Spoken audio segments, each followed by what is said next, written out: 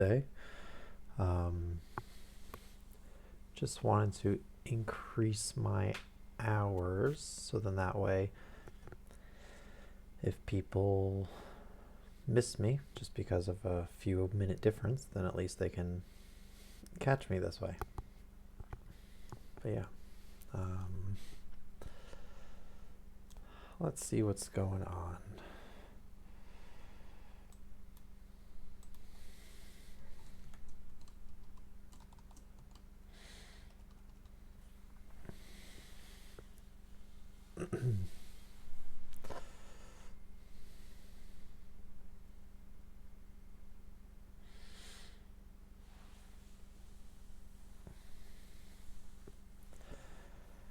Yeah, our client has had a string of mysterious deaths in his family ever since his racist uncle came back from the KKK in America. So he died, then his brother, our client's father, died, and now our client has gotten the 5 pips that signify death. So, pretty scary stuff.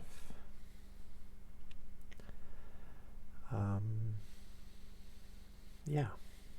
Alright, I don't know why my cursor is highlighted over this, so I'll take this minute to change this. It says the cursor isn't being captured.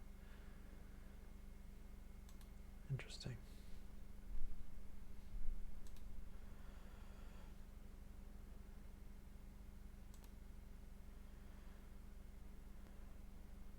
Okay. Well, I guess we fixed that. Hope everyone's having a good day today. We have so many random users in the chat. We love marbles. That's a great name. Who doesn't love marbles?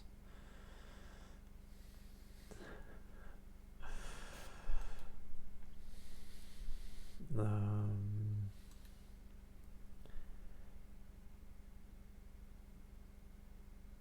feel like we definitely just have some bots in here though.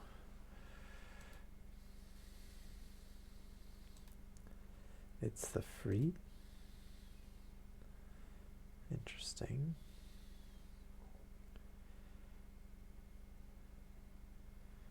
Good luck, have fun pledge. Seems reasonable. Our bots in the chat now. Yeah. Our bot, which doesn't add to our viewer count. So which is why I'm suspicious of all you other people in the chat. But if you're a bot, you can't understand me anyway. So, what can you do?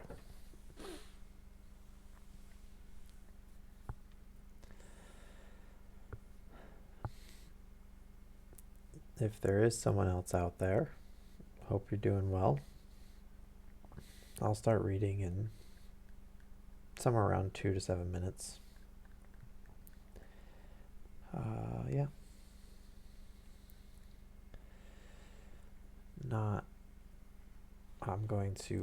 I am going to add a couple more cases to our cases command.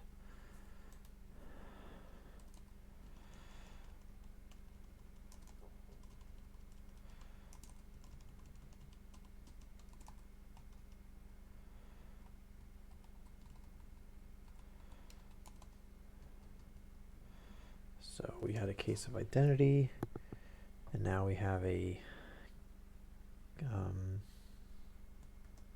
hello viewer. What is the name of this case? I've already forgotten. Oh, 5 orange pips.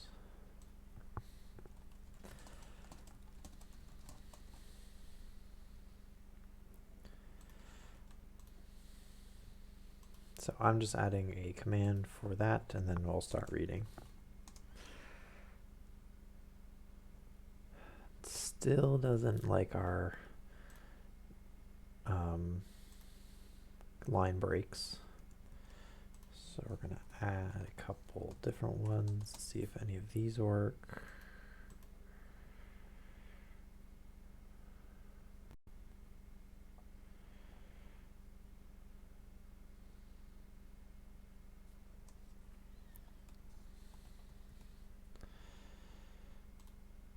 Hi. Hope you're doing well.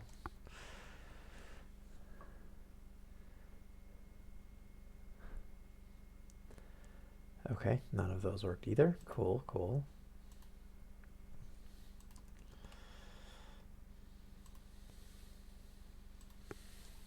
Okay.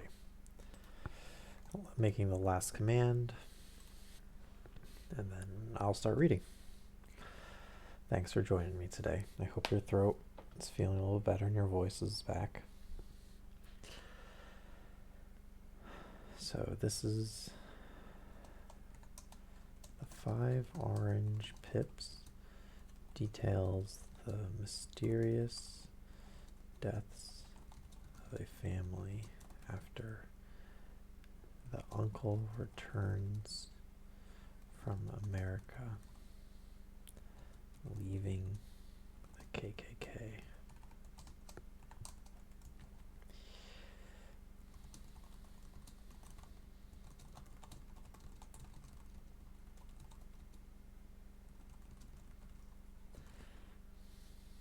So, the 5 orange pips details the mysterious deaths of a family after the uncle returns from America, leaving the KKK. He, the client's father, and the client have all received pips in the mail before dying. Now the client seeks out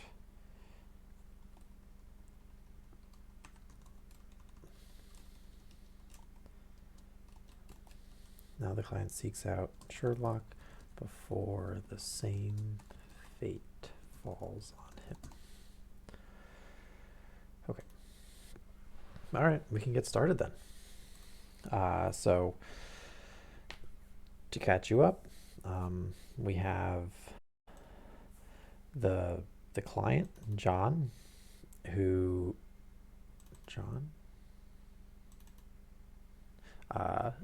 we have the client John, who has a father, Joseph, and an uncle, Elias, or I guess I should say had a father and an uncle.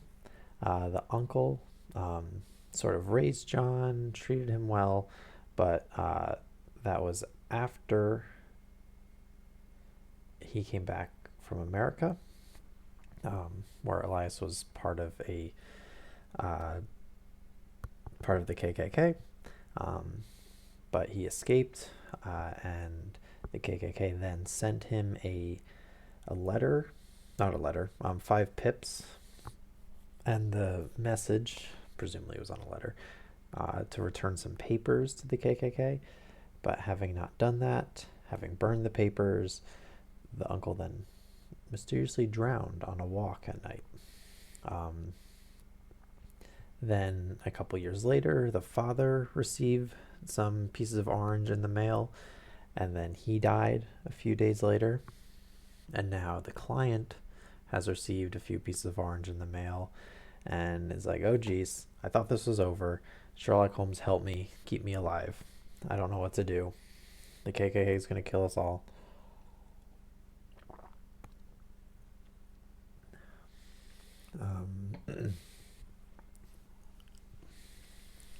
We included these 2 people, but they have not really come up again.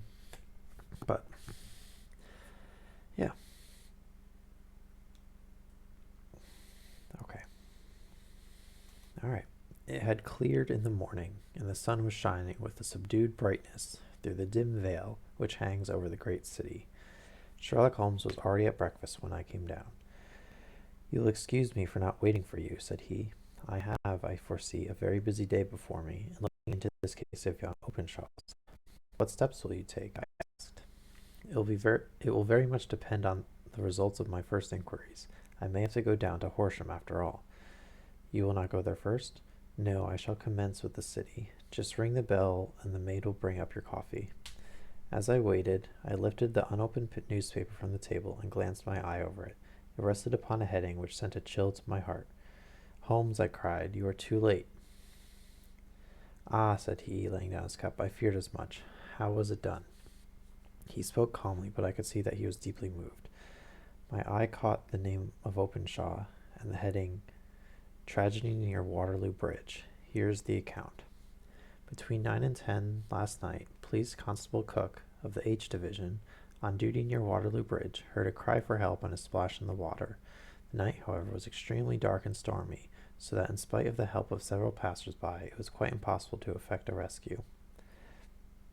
Effect with an E, when used as a verb, means to conclude or to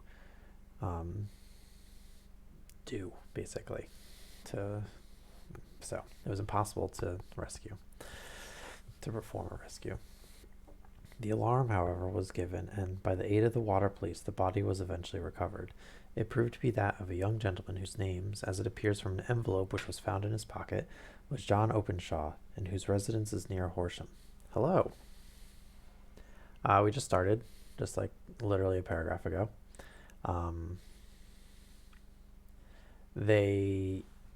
So to recall from last time, this family had an uncle, the client had an uncle who went to America, joined the KKK, left the KKK to come back to England,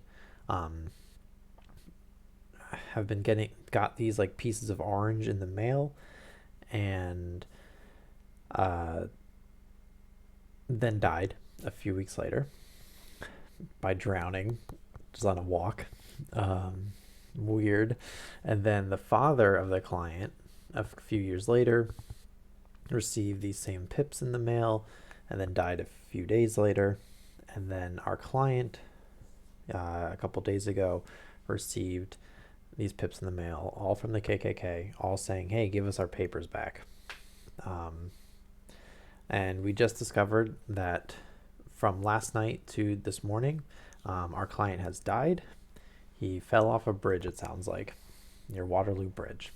So Sherlock Holmes wasn't able to protect him overnight, and the guy died.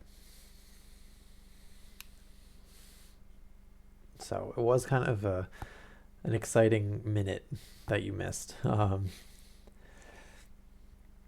Like literally we started here. It's like I woke up. That's what this paragraph was. And then where will you go? I'm going to investigate the city. And then I'm about to eat breakfast. And then I opened the newspaper and we were too late. So you only missed a minute, but it was an exciting minute.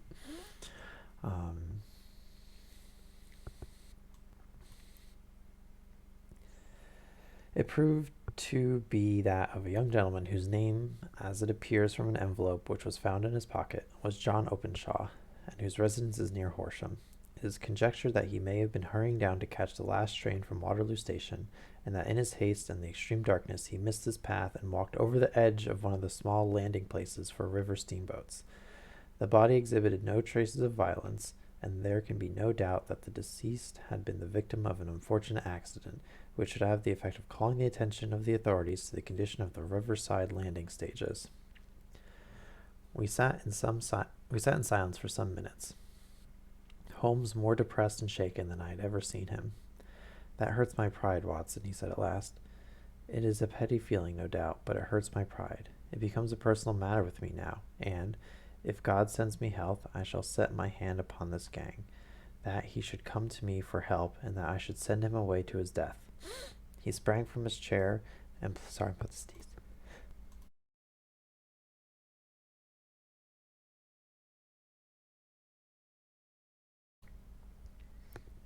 Alright, sorry. No longer have to sneeze. That he should come to me for help, and that I should send him away to his death. He sprang from his chair and paced about the room in an uncontrollable agitation, with a flush upon his sallow cheeks and a nervous clasping and unclasping of his long, thin hands. They must be cunning devils, he exclaimed at last. How could they have decoyed him down there? The embankment is not on the direct line to the station. The bridge, no doubt, was too crowded, even on such a night, for their purpose. Well, Watson, we shall see who will win in the long run. I'm going out now. To the police? No, I shall be my own police. When I've spun the web, they may take the flies, but not before. All day I was engaged in my professional work, and it was late in the evening before I returned to Baker Street.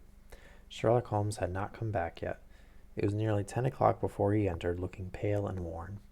He walked up to the sideboard, and, tearing a piece from the loaf, he devoured it voraciously, washing it down with a long draught of water. You are hungry, I remarked. Starving. It had escaped my memory. I have had nothing since breakfast. Nothing? Not a bite. I had no time to think of it. And how have you succeeded? Well? You have a clue? I have them in the hollow of my hand. Young Openshaw shall not long remain unavenged. Why, Watson, let us put our own devilish trademark upon them. It is well thought of. What do you mean? He took an orange from the cupboard, and tearing it to pieces, he squeezed out the pips upon the table. Of these he took 5 and thrust them into an envelope. On the inside of the flap he wrote S.H. for J.O. Then he sealed it and addressed it to Captain James Calhoun, Bark, Lone Star, Savannah, Georgia. That will await him when he enters port, said he, chuckling. It may give him a sleepless night. He will find it as sure as a precursor of his fate as Openshaw did before him. And who is this Captain Calhoun? The leader of the gang. I shall have the others, but he first. How did you trace it, then? He took a large sheet of paper from his pocket, all covered with dates and names. So we have this name, right? We have this Calhoun guy, but, like, he was never mentioned before. And so while sometimes Sherlock Holmes' stories and adventures and cases are solvable by the reader, sometimes just like this totally separate person who we don't know anything about, or at least no details about him have been given in the story. So, like, yes, you can guess that, like, the leader of the KKK is involved, but, like, that's not really helpful to the mystery of the thing. Anyway, I have spent the whole day, said he, over Lloyd's registers and files of the papers, following the future career of every vessel which touched at Pondicherry in January and February in '83. There were 36 ships of fair tonnage which were reported there during those months. Of these, one, the Lone Star, instantly attracted my attention, since, although it was reported as having cleared for London, the name is that which is given to one of the states of the Union. Texas, I think. Yes, thank you. Texas Lone Star. Very nice. I was not, and I'm not sure which, but I knew that the ship must have an American origin. What then? I searched the Dundee records, and when I found that the bark Lone Star was there in January '85, my suspicion became a certainty. I then inquired as to the vessels which lay at present in the port of London. Yes, the Lone Star had arrived here last week. I went down to the Albert Dock and found that she had been taken down the river by the early tide this morning, homeward bound to Savannah. I wired to Gravesend and learned that she had passed some time ago, and as the wind is easterly, I have no doubt that she is now past the Goodwins and not very far from the Isle of Wight. What will you do then? Oh, I have my hand upon him. He and the 2 mates are, as I learned, the only native-born Americans in the ship. The others are Finns and Germans. I know also that they were all 3 away from the ship last night. I had it from the stevedore who has been loading their cargo. By the time that their sailing ship reaches Savannah, the mail boat will have carried this letter, and the cable will have informed the police of Savannah that these 3 gentlemen are badly wanted here upon a charge of murder. There is ever a flaw, however, in the best laid of human plans, and the murderers of John Openshaw were never to receive the orange pips, which would show them that another as cunning as cunning and as resolute as themselves, was upon their track. Very long and very severe were the equinoctial gales that year.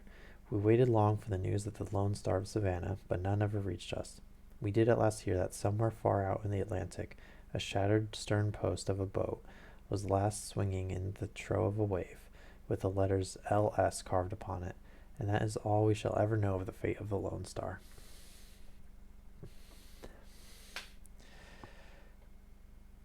Okay. End of story, I guess.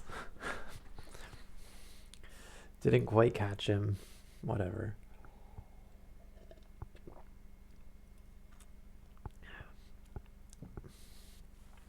So I'm reading a little bit earlier today just so I can get a few more minutes in. Try to extend that time, that range of times where people can catch me. And I still have a workout at 4 today, so I wanted to still get done before that.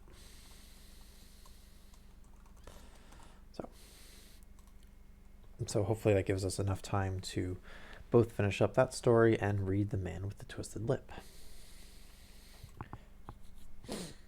So all these dates and things didn't matter.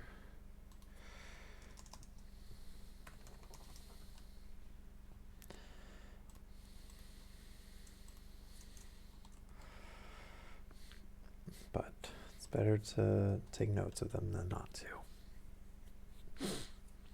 Okay. One more check before reading the next book. Nice.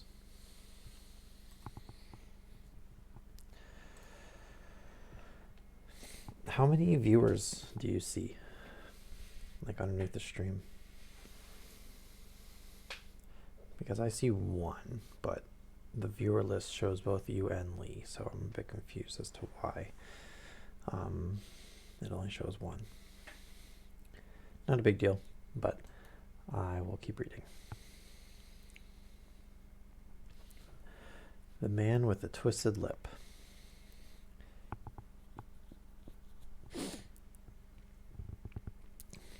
Asa Whitney. Okay. Brother of the late Elias Whitney, D.D. Does that stand for dental doctor? Probably not. Principal of the Theological College of St. George's, which was much addicted to opium. The habit grew upon him, as I understand, from some foolish freak when he was at college, for having read De Quincey's description of his dreams and sensations. He had drenched his tobacco with laudanum in an attempt to produce the same effects. He found, as so many more have done, that the practice is easier to attain rather than get rid of, and for many years he continued to be a slave to the drug, an object of mingled horror and pity to his friends and relatives. I can see him now, with yellow pasty face, drooping lids, and pinpoint pupils, all huddled in a chair, the wreck and ruin of a noble man. Okay, so opium addict. Okey-doke. One night, it was in June of '89, there came a ring to my bell about the hour when a man gives his first yawn and glances at the clock. I sat up in my chair. My wife laid her needlework down in her lap and made a little face of disappointment. "A patient," said she. "You'll have to go out." I groaned, for I was newly come back from a weary day. We heard the door open, a few hurried words, and then quick steps upon the linoleum. Our own door flew open, and a lady, clad in some dark-colored stuff with a black veil, entered the room. "You'll excuse my calling so late," she began, and then, suddenly losing her self-control, she ran forward, threw her arms about my wife's neck, and sobbed upon her shoulder. "Oh, I'm in so much trouble," she cried. "I do so want a little help." "Why," said my wife, pulling up her veil, "it is Kate Whitney. How you startled me, Kate. I had not an idea who you were when you came in. I didn't know what to do, so I came straight to you." That was always the way. Folk who were in grief came to my wife, like birds to a lighthouse. "It was very sweet of you to come. Now, you must have some wine and water, and sit here comfortably and tell us all about it. Or should you rather that I sent James off to bed? Oh, no, no, James. I want the doctor's advice and help too. It's about Isa. He has not been home for 2 days. I am so frightened about him. It was not the first time that she had spoken to us of her husband's trouble, to me as a doctor, to my wife as an old friend and school companion. We soothed and comforted her by such words as we could find. Did she know where her husband was? Was it possible that we could bring him back to her? It seemed that it was. She had the surest information that of late he had, when the fit was on him, made use of an opium den in the furthest east of the city. Hitherto his orgies had always been confined to one day, and he had come back, twitching and shattered in the evening. But now the spell had been upon him 48 hours, and he lay there, doubtless among the dregs of the docks, breathing in the poison or sleeping off the effects. There he was to be found, she was sure of it, at the Bar of Gold in Upper Swandon Lane. But what was she to do? How could she, a young and timid woman, make her way into such a place and pluck her husband out from among the ruffians who surrounded him?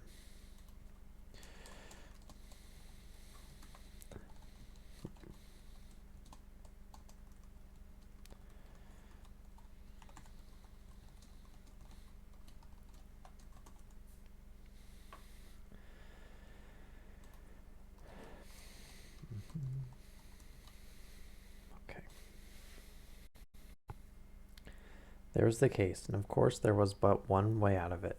Might I not escort her to this place? And then, as a second thought, why should she come at all? I was Issa's Whitney's medical adviser, and as such I had influence over him. I could manage it better if I were alone. I promised her on my word that I would send him home in a cab within 2 hours if he were indeed at the address which she had given me. And so in 10 minutes I had left my armchair and cheery sitting room behind me, and was speeding eastward and handsome on a strange errand, as it seemed to me at the time, though the future only could show how strange it was to be.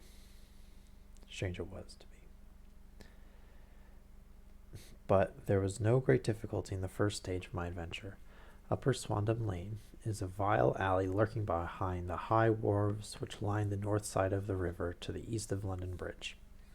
Between a slop shop and a gin shop, approached by a steep flight of steps leading down to a black gap like the mouth of a cave, I found the den of which I was in search.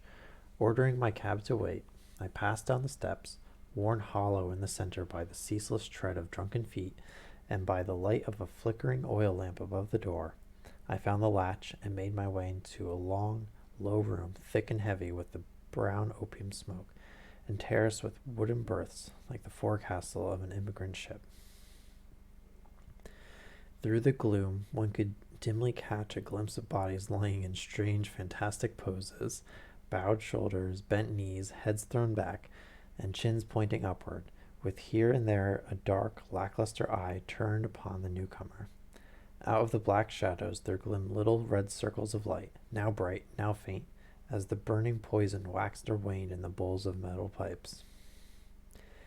The most lay silent, but some muttered to themselves, and others talked together in a strange, low, monotonous voice, their conversation coming in gushes, and then suddenly trailing off into silence, each mumbling out his own thoughts and paying little heed to the words of his neighbor. At the far end was a small brazier of burning charcoal, beside which, on a three-legged wooden stool, there sat a tall, thin old man, with his jaw resting upon his two fists, and his elbows upon his knees, staring into the fire. As I entered, a sallow Malay attendant had hurried up with a pipe for me and a supply of the drug, beckoning me to an empty berth. "Thank you. I have not come to stay," said I. "There is a friend of mine here, Mr. Issei Whitney, and I wish to speak with him." There was a movement and an exclamation from my right, and peering through the gloom, I saw Whitney, pale, haggard, and unkempt, staring out at me. "My God, it's Watson," said he. He was in a pitiable state of reaction, with every nerve in a twitter. "I say, Watson, what o'clock is it?" "Nearly 11. Of what day?" "Friday, June 19th. Good heavens, I thought it was Wednesday." "It is Wednesday. What do you have to frighten a chap for? He sank his face onto his arms and began to sob in a high treble key. I tell you that it is Friday, man. Your wife has been waiting this 2 days for you. You should be ashamed of yourself. So I am, but you've got mixed, Watson, for I've only been here a few hours. Three pipes, 4 pipes, I forget how many. But I'll go home with you. I wouldn't frighten Kate. Poor little Kate. Give me your hand. Have you a cab? Yes, I've one waiting. Then I shall go in it. But I must owe something. Find what I owe, Watson. I am all off color. I can do nothing for myself. I've walked down the narrow passageway between the double row of sleepers, holding my breath to keep out the vile, stupefying fumes of the drug, and looking about for the manager. As I passed the tall man who sat by the brazier, I felt a sudden pluck at my skirt, and a low voice whispered, "Walk past me, and then look back at me." The words fell quite distinctly upon my ear. I glanced down. They could not have come from the old man at my side, and yet he sat now as absorbed as ever, very thin, very wrinkled, bent with age, an opium pipe dangling down from between his knees, as though it had dropped in sheer lassitude from his fingers. I took 2 steps forward and looked back. It took all my self-control to prevent me from breaking out into a cry of astonishment. He had turned his back so that none could see him but I. His form had filled out, his wrinkles were gone, the dull eyes had regained their fire, and there, sitting by the fire and grinning at my surprise, was none other than Sherlock Holmes. He made a slight motion to me to approach him, and instantly, as he turned his face half round to the company once more, subsided into a doddering, loose-lipped senility. "Holmes," I whispered, "what on earth are you doing in this den?" "As low as you can," he answered. "I have excellent ears. If you would have the great kindness to get rid of that sottish friend of yours, I should be exceedingly glad to have a little talk with you. I have a cab outside." "Then pray send him home in it. You may safely trust him, for he appears to be too limp to get into any mischief. I should recommend you also to send a note by the cabman to your wife to say that you have thrown in your lot with me. If you will wait outside, I shall be with you in 5 minutes." Such a bad influence. It was difficult to refuse any of Sherlock Holmes's requests, for they were always so exceedingly definite, and put forward with such an air of mastery. I felt, however, that when Whitney was once confined in the cab, my mission was practically accomplished, and, for the rest, I could not wish anything better than to be associated with my friend in one of those singular adventures which were the normal condition of his existence. In a few minutes I had written my note, paid Whitney's bill, led him out to the cab, and seen him driven through the darkness. In a very short time a decrepit figure had emerged from the opium den, and I was walking down the street with Sherlock Holmes. For 2 streets he shuffled along with a back bent and an uncertain foot. Then, glancing quickly around, he straightened himself out and burst into a hearty fit of laughter.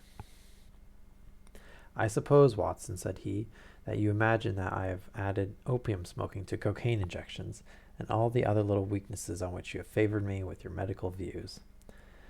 I was certainly surprised to find you there, but not more so than I to find you. I came to find a friend, and I to find an enemy." "An enemy?" "Yes, one of my natural enemies, or shall I say, my natural prey. Briefly, Watson, I am in the midst of a very remarkable inquiry, and I have hoped to find a clue in the incoherent ramblings of these thoughts, as I have done before now. Had I been recognized in that den, my life would not have been worth an hour's purchase, for I have used it before now for my own purposes, and the rascally Lasker who runs it has sworn to have vengeance upon me. There is a trap-door at the back of the building, near the corner of Paul's Wharf, which could tell some strange tales of what had passed through it upon the moonless nights. If Lasker shows up again, I'll add him. What? You do not mean bodies? Aye, bodies, Watson. We should be rich men if we had £1,000 for every poor devil who had been done to death in that den. It is the vilest murder trap on the whole riverside, and I fear that Neville St. Clair has entered it never to leave it more. But our trap should be here. He put his 2 forefingers between his teeth and whistled shrilly, a signal which was answered by a similar whistle from the distance, followed shortly by the rattle of wheels and the clink of horses' hoofs. "Now, Watson," said Holmes, as a tall dog-cart dashed up through the gloom, throwing out 2 golden tunnels of yellow light from its side lanterns, "you'll come with me, won't you? If I can be of use." "Oh, a trusty comrade is always of use, and a chronicler still more so. My room at the Cedars is a double-bedded one." "The Cedars?" "Yes, that is Mr. St. Clair's house. I'm staying there while I conduct the inquiry."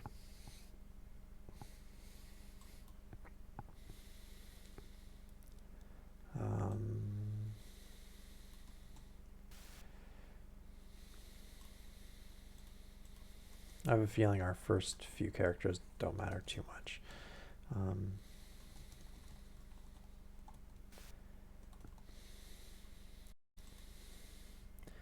the Cedars.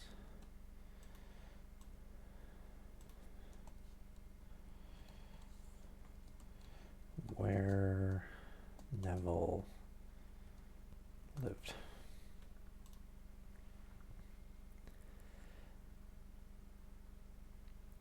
Where is it? Near Lee in Kent.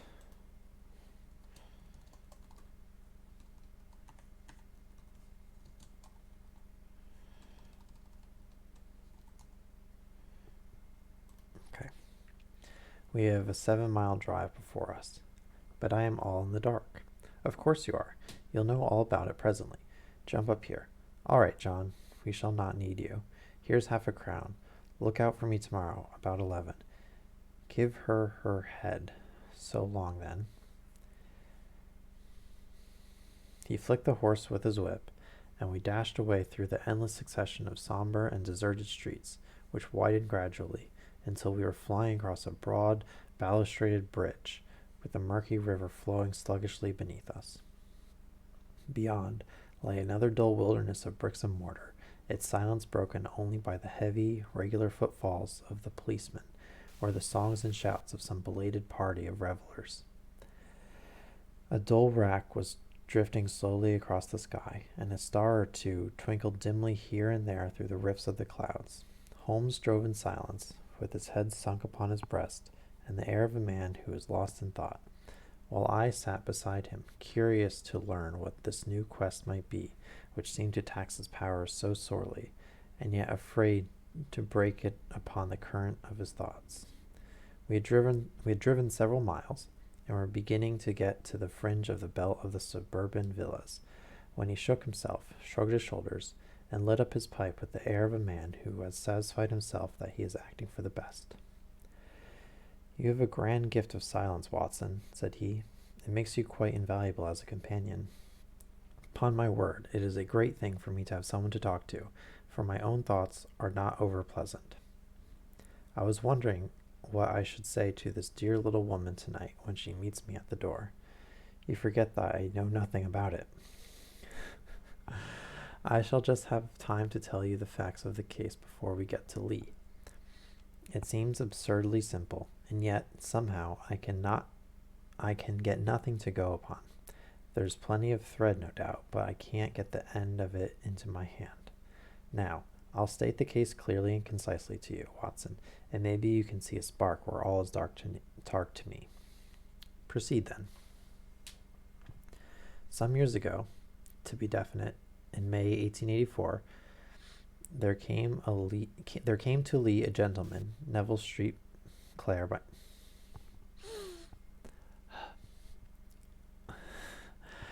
man, 1800s English can be so twisted. Okay. There came to Lee, a town, a gentleman, Neville St. Clair by name, who appeared to have plenty of money.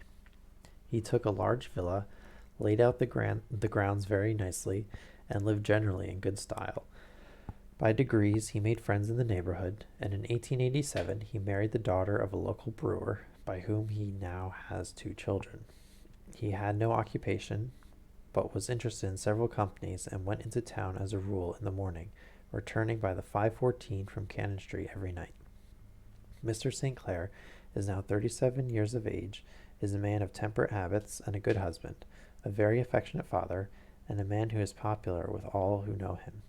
I may add that the whole debts at the present moment, as far as we've been able to ascertain, amount to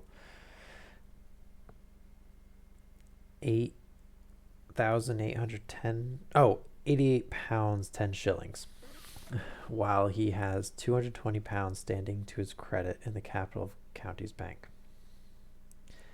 There is no reason, therefore, to think that money troubles have been weighing upon his mind. So he owes £88, but he has £220. Okay.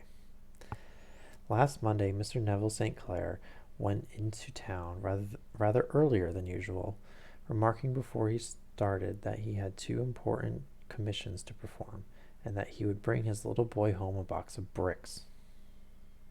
Presumably like Legos? 1800s versions of Legos? Now, by merest chance, his wife received a telegram upon the same Monday, very shortly after his departure, to the effect that a small parcel of considerable value, which she had been expecting, was waiting for her at the offices of the Aberdeen Shipping Company. Now, if you are well up in your London, you will know that the office of the company is in Fresno Street, which branches out of Upper Swamdom Lane, where you found me tonight. Mrs. St. Clair had her lunch, started for the city, did some shopping, proceeded to get the company's office, got her packet, and found herself at exactly 4:35 walking through Swamdon Lane on her way back to the station. Have you followed me so far? Guy leaves for work or whatever, or not work, his usual daily thing. She has a package waiting for him she has a package waiting for her at the FedEx equivalent.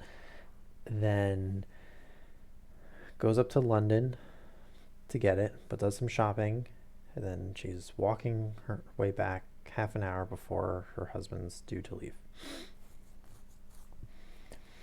If you remember, Monday was an exceedingly hot day, and Mrs. St. Clair walked slowly, glancing about in the hope of seeing a cab, as she did not like the neighborhood in which she found herself. While she was walking in this way down Swamdon Lane, she suddenly heard an ejaculation or cry. I'm going to add this.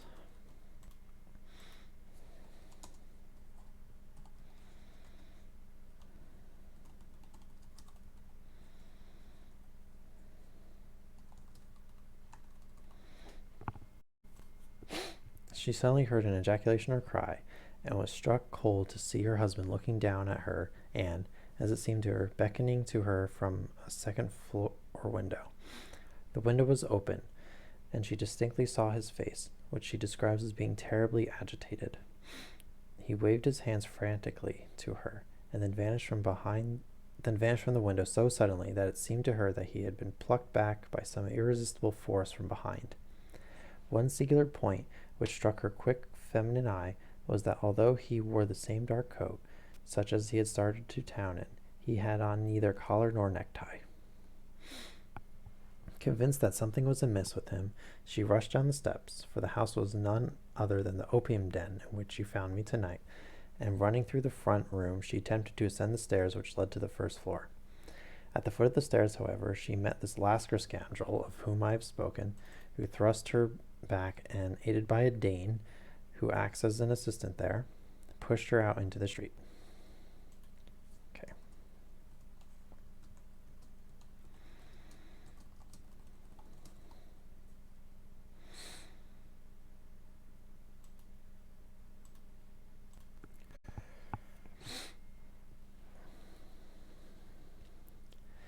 Filled with the most maddening doubts and fears, she rushed down the lane, and, by rare good fortune, met in Fresno Street a number of constables with an inspector, all on their way to their beat. The inspector and 2 men accompanied her back, and in spite of the continued resistance of the proprietor, they made their way to the room in which Mr. St. Clair had last been seen. There was no sign of him there. In fact, in the whole of that floor there was no one to be found save a crippled wretch of hideous aspect, who, it seems, made his home there. Both he and the Lascar stoutly swore that no one else had been in the front room during the afternoon, So determined was their denial that the inspector was staggered, and had almost come to believe that Mrs. St. Clair had been deluded when, with a cry, she sprang at a small deal box which lay upon the table and tore the lid from it. Out there fell a cascade of children's bricks. Or maybe they're like the little letter blocks that we play with to like make words and stuff. Who knows? They're toys. It was the toy which he had promised to bring home. The discovery and the evident confusion which the crippled showed made the inspector realize the matter was serious. The rooms were carefully examined, and the results all pointed to an abominable crime. The front room was plainly furnished as a sitting room, and led into a small back room, which looked out upon the back of one of the wharves.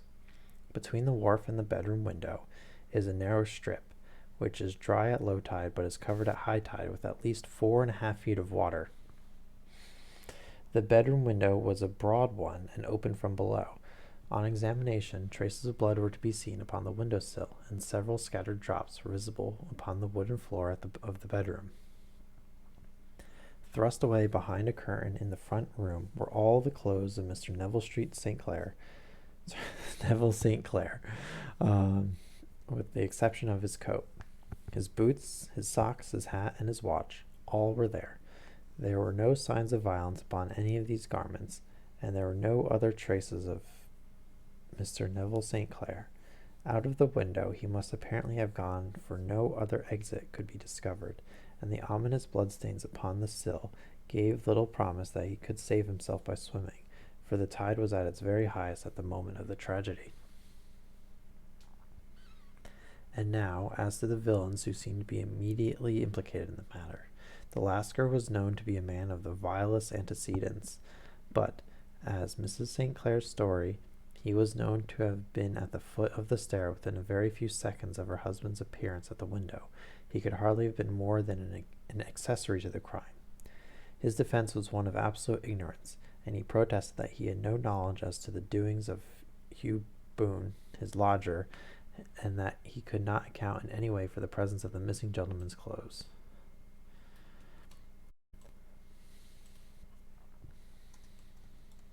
I don't know what a lodger means in this context, but I'll write it down.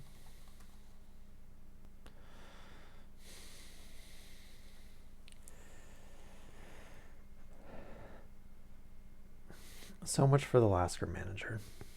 Now for the sinister cripple who lives upon the second floor of the opium den, and who is certainly the last human being whose eyes rested upon Neville St. Clair. Oh, okay. His name is Hugh Boone. Bum living above the den. His name is Hugh Boone, and his hideous face is one which is familiar to every man who goes much to the city. He is a professional beggar, though in order to avoid the police regulations he pretends to a small trade in wax vestas. Some little distance down Threadneedle Street upon the left-hand side there is, as you may have remarked, a single angle in the wall. Here it is that the creature takes his daily seat, cross-legged with his tiny stock of matches on his lap, and as he is a piteous spectacle, a small rain of charity descends into the greasy leather cap which lies upon the pavement beside him. I have watched the fellow more than once before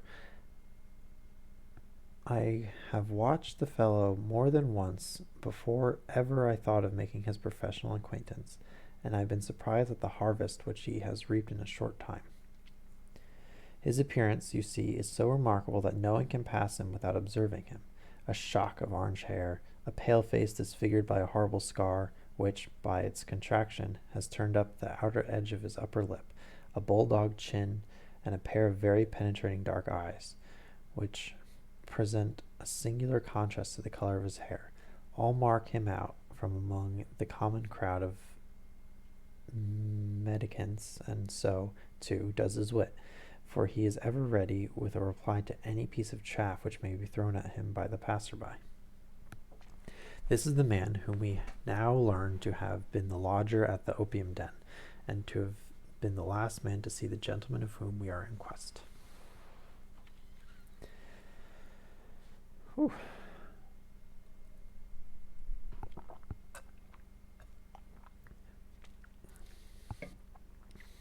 But a cripple, said I.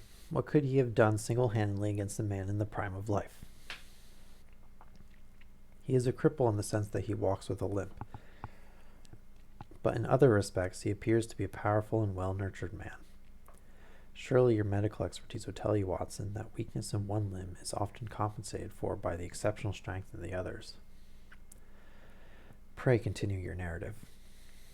Mrs. St. Clair had fainted at the sight of the blood upon the window, and she was escorted home in a cab by the police, as her presence could be of no help to them in their investigations. Inspector Barton, who had charge of the case, made a very careful examination of the premises, but without finding anything which threw any light upon the matter. One mistake had been made in not arresting Boone instantly, as he was allowed some few minutes during which he might have communicated with his friend the Lascar. But this fault was soon remedied, and he was seized and searched, without anything being found which could incriminate him. There were, it was true, some bloodstains upon his shirt sleeve, and he pointed to his ring finger, which had been cut near the nail, and explained that the bleeding came from there, adding that he had been to the window not long before, and that the stains had been observed there came doubtless from the same source. He denied strenuously having ever seen Mr. Neville St. Clair, and swore that the presence of the clothes in his room were as much a mystery to him as to the police. As to Mrs. St. Clair's assertion that she had actually seen her husband at the window, he declared that she must have either been mad or dreaming. He was removed, loudly protesting, to the police station, while the inspector remained upon the premises, in the hope that the ebbing tide might afford some fresh clue. And it did, though they hardly found upon the mud bank what they had feared to find. It was Neville St. Clair's coat, and not Neville St. Clair, which lay uncovered as the tide receded. And what do you think they found in the pockets? Oh, the coat was laying there uncovered. Okay. And what do you think they found in the pockets? I cannot imagine. No, I don't think you would guess. Every pocket stuffed with pennies and halfpennies, 421 pennies and 270 halfpennies. It was no wonder that it had not been swept away by the tide, but a human body is a different matter. There is a fierce eddy between the wharf and the house. It seemed likely enough that the weighted coat had remained when the stripped body had been sucked away into the river. But I understand that all the other clothes were found in the room. Would the body be dressed in a coat alone? No, sir, but the facts might be met speciously. Okay. Suppose that this man Boone had thrust Neville St. Clair through the window. There is no human eye which could have seen the deed. What would he do then? It would of course instantly strike him that he must get rid of the telltale garments. He would seize the coat then, and be in the act of throwing it out, when it would occur to him that it would swim and not sink. He has little time, for he has heard the scuffle downstairs when the wife tried to force her way up, and perhaps he had already heard from his Lascar confederate that the police are hurrying up the street. There is not an instant to be lost. He rushes to some secret hoard where he has accumulated the fruits of his beggary, and he stuffs all the coins upon which he can lay his hands into the pockets to make sure the coat's sinking. He throws it out, and would have done the same with the other garments had not he heard the rush of steps below, and only just had time to close the window when the police appeared. It certainly sounds feasible. Well, we will take it as a working hypothesis, for want of a better. They want a better hypothesis, but we'll take it for now. Boone, as I have told you, was arrested and taken to the station, but it could not be shown that there had ever been anything against him. He had for years been known as a professional beggar, but his life appeared to have been a very quiet and innocent one. There the matter stands at present, and the questions which have to be solved. What Neville St. Clair was doing in the opium den, what happened to him when there, what happened to him when there, where he is now, and what Hugh Boone had to do with his disappearance. are all as far from a solution as ever. I confess I cannot recall any case within my experience which looked at a first glance so simple, and yet which presented such difficulties. I swear, the the way Holmes describes things, simple but with such difficulties. That's just like a longer way of saying difficult. Anyway, while Sherlock Holmes had been detailing this singular series of events, we had been whirling through the outskirts of the great town until the last straggling houses had been left behind, and we rattled along with the country hedge upon either side of us. Just as he finished, however, we drove through two scattered villages, where a few lights still glimmered in the windows. "We are on the outskirts of Lee," said my companion. "We have touched on 3 English counties in our short drive, starting in Middlesex, passing over an angle of Surrey, and ending in Kent. See that light among the trees? That is the Cedars, and beside that lamp sits a woman whose anxious ears have already, I have little doubt, caught the clink of our horses' feet." "But why are you not conducting the case from Baker Street?" I asked. "Because there are many inquiries which must be made out here. Mrs. St. Clair has most kindly put 2 rooms at my disposal, and you may rest assured that she will have nothing but a welcome from my friend and colleague. I hate to meet her, Watson, when I have no news of her husband. Here we are. Whoa there, whoa!" He had pulled up in front of a large villa which stood within its own grounds. A stable boy had run out to the horse's head, and, springing down, I followed Holmes up the small, winding gravel driveway which led to the house. As we approached, the door flew open, and a little blonde woman stood in the opening, clad in some sort of light mousseline de soie. De soie means of night, basically, so I'm guessing like a nightgown, with a touch of fluffy pink chiffon on her neck and wrists. She stood with her figure outlined against the flood of light, one hand upon the door, one half raised in her eagerness, her body slightly bent, her head and face protruded, with eager eyes and parted lips, to a standing question.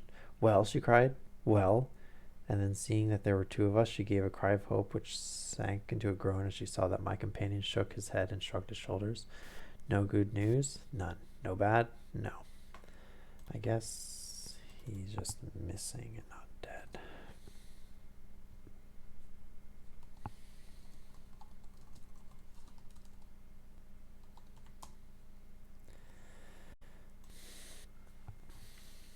No bad news. Thank God for that. But come in. You must be weary, for you have had a long day. This is my friend, Dr. Watson. He has been of most vital use to me in several of my cases, and a lucky chance has made it possible for me to bring him out and associate him with this investigation." Has Watson ever helped? I know he's shot some people, or at least one person, but has he actually helped? "I'm delighted to see you," said she. Oh, he also threw a grenade or a smoke bomb into a lady's living room. That was helpful. But they weren't successful in that mission. Anyway. "I'm delighted to see you," she said, pressing my hand warmly. "You will, I am sure, forgive anything that may be wanting in our arrangements, but when you consider the blow which has come so suddenly upon us—" "My dear madam," said I am an old campaigner, and if I were not, I can very well see that no apology is needed. If I can be of any assistance, either to you or to my friend here, I should be indeed happy." "Now, Mr. Sherlock Holmes," said the lady as we entered a well-lit dining room, upon the table of which a cold supper had been laid out, "I should very much like to ask you 1 or 2 plain questions, to which I beg that you will give a plain answer." "Certainly, madam." "Do not trouble about my feelings. I am not hysterical, nor given to fainting. I simply wish to hear your real opinion." This is the same woman who fainted at the sight of blood. "Hear your real opinion." "Upon what point?" "In your heart of hearts, do you think that Neville is alive?" Sherlock Holmes seemed to be embarrassed by the question. Frankly now, she repeated, standing upon the rug and looking keenly down at him as he leaned back in a basket chair. Frankly then, madam, I do not. You think that he is dead? I do. Murdered? I don't say that. Perhaps. And on what day did he meet his death? Monday. And today's Friday, remember, because of the whole first opiate user who was like, what day is it? So, he's been gone for dead or gone for 4 days. Then perhaps, Mr. Holmes, you will be good enough to explain how it is that I received a letter from him today. Sherlock Holmes sprang out of his chair as if he had been galvanized. What? He roared. Yes, today. She stood smiling, holding up a little slip of paper in the air. May I see it? Certainly. He snatched it from her in his eagerness, and smoothing it out upon the table, he drew over the lamp and examined it intently. I had left my chair and was gazing at it over his shoulder. The envelope was a very coarse one, and was stamped with the Gravesend postmark, and with the date of that very day, or rather of the day before, for it was considerably after midnight.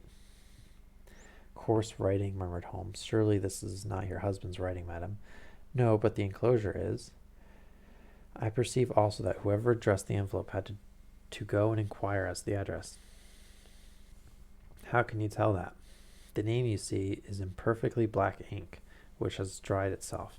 The rest is of the grayish color, which shows that blotting paper has been used. If it had been written straight off and then blotted, none would be of a deep black shade. This man has written the name, and then this man has written the name, and there has then been a pause before he wrote the address, which can only mean that he was not familiar with it. It is, of course, a trifle, but there is nothing so important as trifles. Let us now see the letter. Ha! There has been an enclosure here. Yes, there was a ring, his signet ring. And you are sure that this is your husband's hand? One of his hands. One? His hand when he wrote hurriedly. It is very unlike his usual writings, and yet I know it well. Ooh. Dearest, do not be frightened. All will come well. There is a huge error which it may take some little time to rectify. Wait in patience. Neville.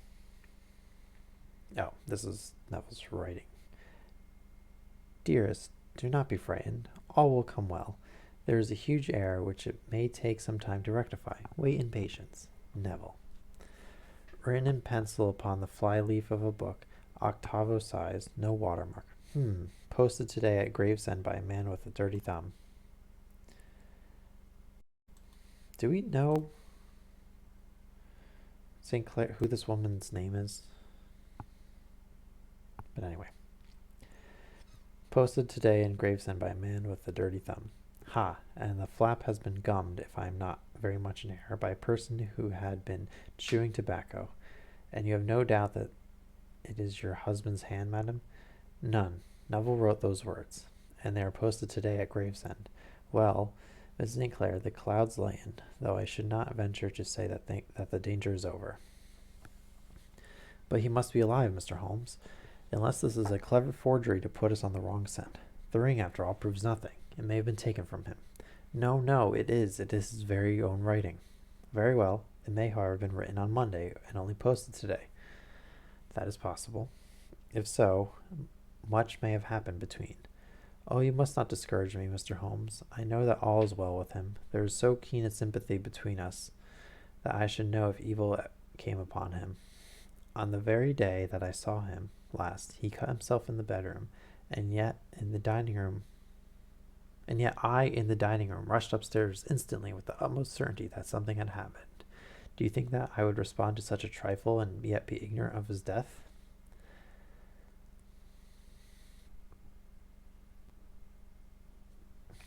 I have seen too much not to know that the impression of a woman may be more valuable than the conclusion of an analytical reasoner.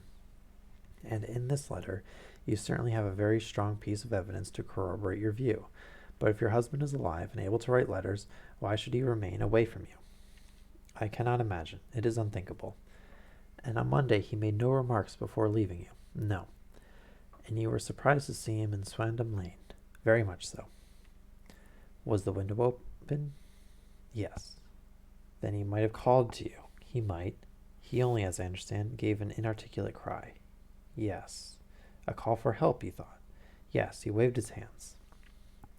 But it might have been a cry of surprise. Astonishment at the unexpected sight of you might cause him to throw up his hands. It is possible. Oh, my wife. And he thought he was pulled back. He disappeared so suddenly. He might have leapt back. You did not see anyone else in the room? No, but this horrible man confessed to having been there, and the Lascar was at the foot of the stairs. Quite so. Your husband, as far as you could see, had his ordinary clothes on, but without his collar or tie. I distinctly saw his bare throat. Had he ever spoken of Swandam Lane? Never. Had he ever shown any signs of having taken opium? Never. Thank you, Mrs. St. Clair. Those are the principal points about which I wish to be absolutely clear. We shall now have a little supper and then retire, for we may have a very busy day tomorrow. A large and comfortable double-bedded room had been placed at our disposal, and I was quickly between the sheets, for I was weary after my night of adventure. Sherlock Holmes was a man, however, who, when he had an unsolved problem upon his mind, could go for days, and even for a week without rest, turning it over, rearranging his facts, looking at it from every point of view until he had either fathomed it or convinced himself that his data was insufficient. It was soon evident to me that he was now preparing for an all-night sitting. He took off his coat and waistcoat, put on a large blue dressing gown, and then wandered about the room collecting pillows from his bed and cushions from the sofa and armchairs. Okay. With these, he constructed a sort of eastern divan, upon which he perched himself cross-legged, with an ounce of shag tobacco and a box of matches laid out in front of him. In the dim light of the lamp, I saw him sitting there, an old briar pipe between his lips, his eyes fixed vacantly upon the corner of the ceiling, his blue smoke curling up from him, silent, motionless, with the light shining upon his strong, set, aquiline features. So he sat as I dropped off to sleep, and so he sat when a sudden ejaculation caused me to wake up, and I found the summer sun shining into the apartment. The pipe was still between his lips, the smoke still curled upward, and the room was full of dense tobacco haze, but nothing remained of the heap of shag which I had seen upon the previous night. Awake, Watson? He asked. Yes. Game for a morning drive? Certainly. Then dress. No one is stirring yet, but I know where the stable boy sleeps, and we shall soon have the trap out. He chuckled to himself as he spoke. His eyes twinkled, and he seemed a different man to the somber thinker of the previous night. Okay, so he knows the solution. Let's hope it's something that we could have actually predicted.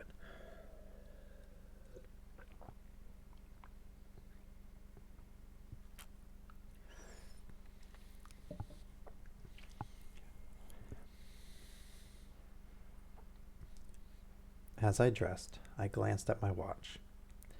It was no wonder that no one was stirring. It was 25 minutes past 4. I had hardly finished when Holmes returned with the news that the boy was putting in the horse. I want to test a little theory of mine, said he, pulling on his boots. I think, Watson, that you are now standing in the presence of one of the most absolute fools in Europe. I deserve to be kicked from here to Charing Cross, but I think I have the key to the affair now. And where is it? I asked, smiling. In the bathroom, he answered. Oh, yes, I am not joking, he continued, seeing my look of incredulity. I have just been there, and I have taken it out, and I have got it in this Gladstone bag. Come on, my boy, and we shall see whether it will fit the lock. We made our way downstairs as quietly as possible, and out into the bright morning sunshine. In the road stood our horse and trap, with the half-clad stable boy waiting at the head. We both sprang in, and away we dashed down the London road. A few country carts were stirring, bearing in vegetables to the metropolis, but the lines of villas on either side were as silent and lifeless as some city in a dream. It has been in some points a singular case, said Holmes, flicking the horse on into a gallop. I confess that I have been as blind as a mole, but it is better to learn wisdom late than to never learn it at all. In town, the earliest risers were just beginning to look sleepily from their windows as we drove through the streets of the Surrey side, passing down the Waterloo Bridge road, We crossed over the river, and dashing up Wellington Street, wheeled sharply to the right and found ourselves in Bow Street. Just trying to read that over if that said anything relevant. Okay. Sherlock Holmes was well known to the force, and the two constables at the door saluted him. One of them held the horse's head while the others led us in. "Who is on duty?" asked Holmes. "Inspector Bradstreet, sir." "Ah, Bradstreet, how are you?" A tall, stout official had come down the stone-flagged passage in a peaked cap and a frog jacket. "I wish to have a quiet word with you, Bradstreet." "Certainly, Mr. Holmes. Step into my room here." It was a small, office-like room with a huge ledger upon the table and a telephone projecting from the wall. The inspector sat down at his desk. "What can I do for you, Mr. Holmes?" "I called about the beggar man, Boone, the one who is charged with being concerned in the disappearance of Mr. Neville St. Clair of Lee." "Yes, he was brought up and remanded for further inquiries." "So I heard. You have him here?" "In the cells. Is he quiet?"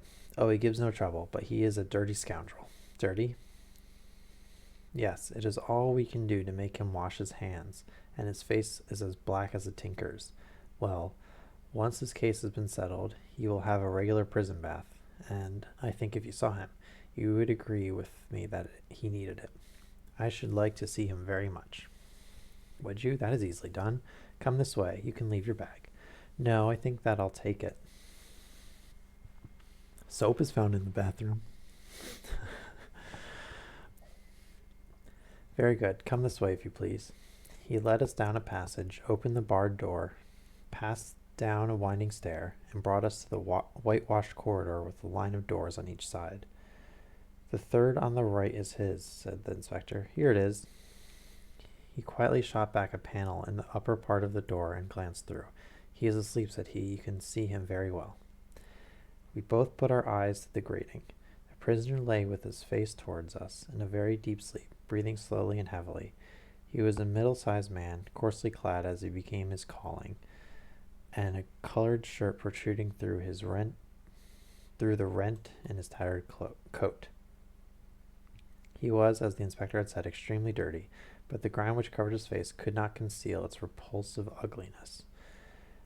A broad weal from an old scar ran right across him from eye to chin, and by its contraction had turned up one side of the upper lip, so that 3 teeth were exposed in a perpetual snarl.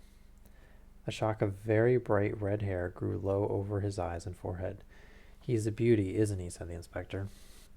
"He certainly needs a wash," remarked Holmes. "I had an idea that he might, and I took the liberty of bringing the tools with me." He opened the Gladstone bag as he spoke and took out, to my astonishment, a very large sponge bath. Or bath sponge. That makes more sense. A very large bath sponge. "Hee hee, you are a funny one," chuckled the inspector. "Now, if you'll have the great goodness to open that door very quietly, we will soon make him cut a much more respectable figure." "Well, I don't know why not," said the inspector. "He doesn't look a credit to the Bow Street cells, does he?" He slipped his key into the lock, and we all very quietly entered the cell. The sleeper half turned and then settled down once more into a deep slumber. Holmes stooped to the water jug, moistened his sponge, then rubbed it twice vigorously across and down the prisoner's face. "Let me introduce you," he shouted, "to Mr. Neville St. Clair of Lee, in the county of Kent."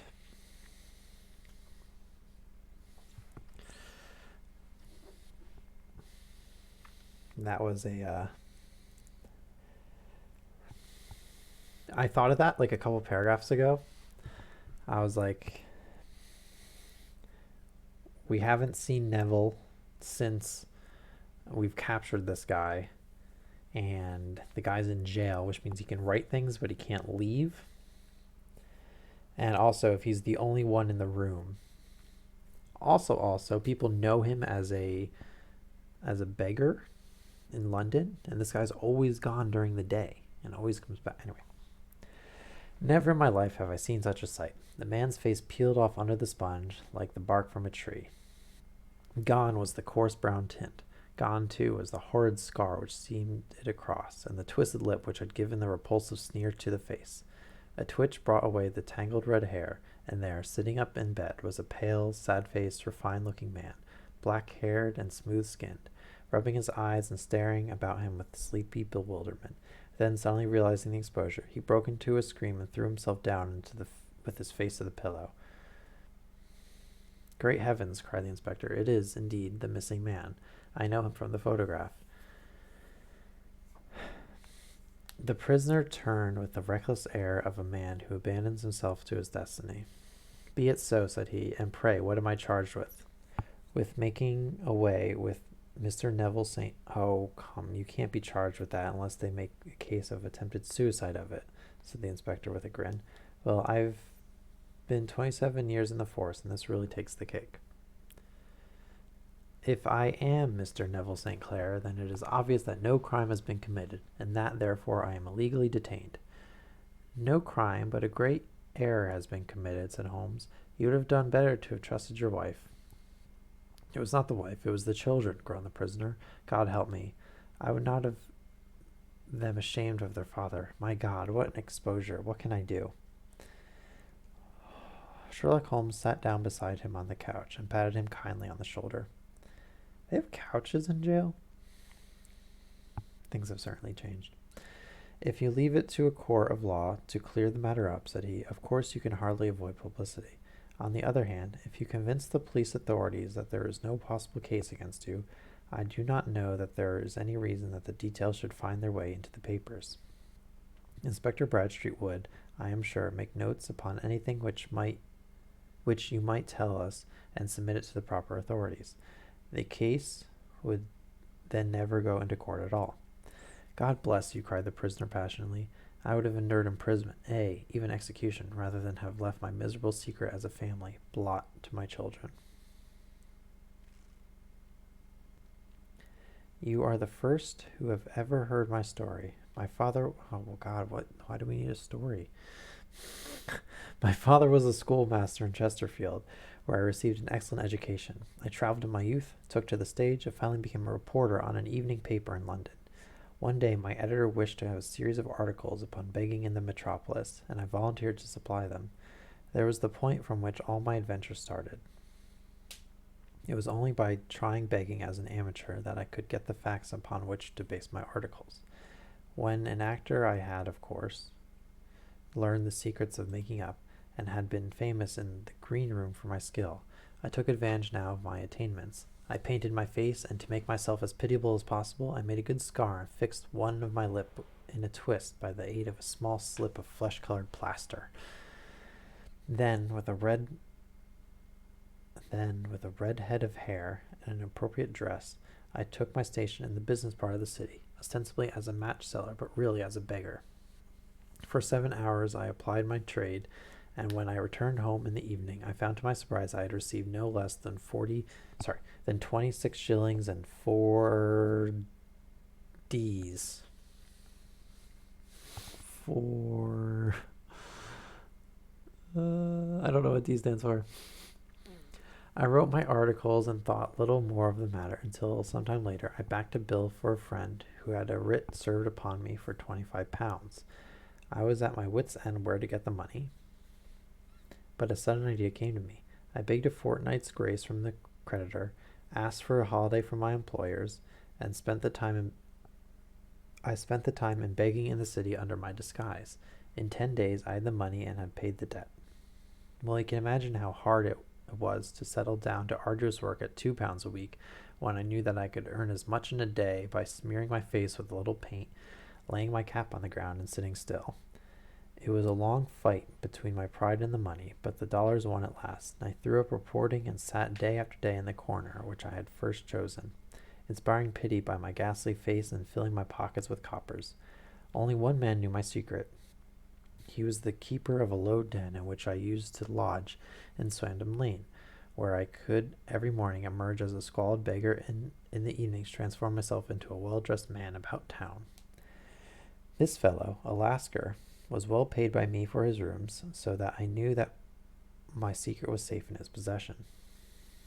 Well, very soon I found that I was saving considerable sums of money, and I do not mean that any beggar in the streets of London could earn £700 a year, which is less than my average takings, but I had exceptional advantages in my power of making up, and also in a faculty of repartee, which improved by practice and made me quite a recognized character in the city. All day a stream of pennies, varied by silver, poured in upon me, and it was a very bad day in which I failed to take £2. As I grew richer, I grew more ambitious, took a house in the country, and eventually married, without anyone having a suspicion to my real occupation. My dear wife knew that I had business in the city. She little knew that. She little knew what. Last Monday, I had finished for the day and was dressing in my room above the opium den when I looked out of my window and saw, to my horror and astonishment, that my wife was standing in the street, with her eyes fixed full upon me. I gave a cry of surprise, threw up my arms to cover my face, and rushing to my confidant, the Lascar, entreated him to prevent anyone from coming up to me. I heard her voice downstairs, but I knew that she could not ascend. Swiftly I threw off my clothes, pulled on those of a beggar, and put on my pigments and a wig. Even a wife's eyes could not pierce so complete a disguise. But then it occurred to me that there might be a search in the room, and that the clothes might betray me. I threw open the window, reopening by my violence a small cut which I had inflicted upon myself in the bedroom that morning. Then I seized my coat, which was weighted by the coppers which I had just transferred to it from the leather bag in which I had carried my takings. I hurled it out of the window, and then it disappeared into the Thames. The other clothes would have followed, but at that moment there was a rush of constables up the stair, and a few minutes after I confess, to my relief, that instead of being identified as Mr. Neville St. Clair, I was arrested as his murderer.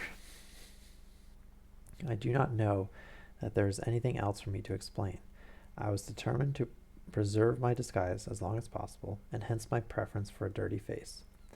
Knowing that my wife would be terribly anxious, I slipped off my ring and confided it to the Lascar at a moment when no constable was watching me, together with a hurried scrawl, telling her that she had no cause for fear. That note only reached her yesterday, said Holmes. Good God, what a week she must have spent. The police have watched this Lascar, said Inspector Bradstreet, and I can quite understand that he might find it difficult to post the letter unobserved.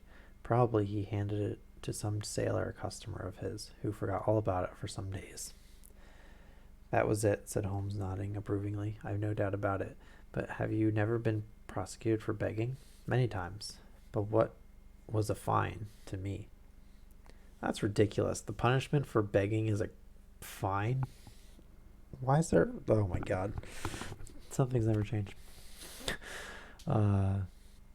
It must stop here, however, said Bradstreet. If the police are to hush this thing up, there must be no more of Hugh Boone. I have sworn it by the most solemn oaths which a man can take. In that case, I think that it is probable that no further steps may be taken. But if you are found again, then all must come out. I am sure, Mr. Holmes, that we are very much indebted to you for having cleared the matter up. I wish I knew how you reach your results. I reached this one, said my friend, by sitting upon 5 pillows and consuming an ounce of shag. I think, Watson, that if we drive to Baker Street, we shall be just in time for breakfast. Cool.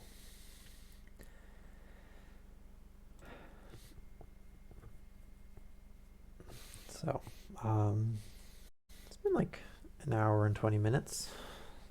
So I think that's about it for me today. A couple of cool cases. Well, the KKK case wasn't particularly interesting. They just ended up failing, and then the guy died. But this one was cooler. He had a beggar hiding it from his wife, and then when the rich alter ego disappeared, people started getting worried. But yeah, cool. Yeah, that's about it for me today. Hope everyone's doing well. And down with Big Brother.